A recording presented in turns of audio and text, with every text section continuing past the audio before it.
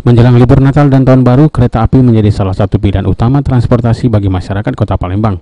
Penjualan tiket kereta api di stasiun Kertapati Palembang mulai mengalami lonjakan, terutama pada libur Natal. Menyambut Tahun Baru, pihak PT KAI bersiap menambah armada jika lonjakan penumpang terjadi.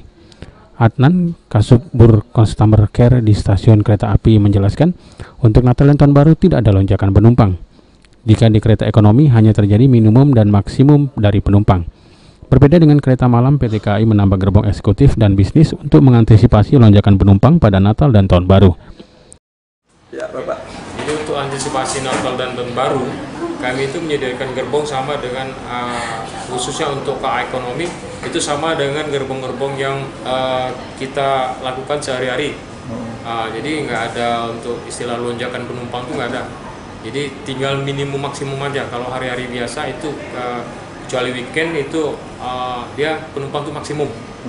Jadi kalau untuk penumpang kereta-kereta yang malam itu kita antisipasi untuk Natal Tahun Baru ada penambahan gerbong eksekutif dan bisnis, tapi itu nggak banyak. Untuk kereta PSO itu nggak ada, kita sudah ditentukan sama pemerintah.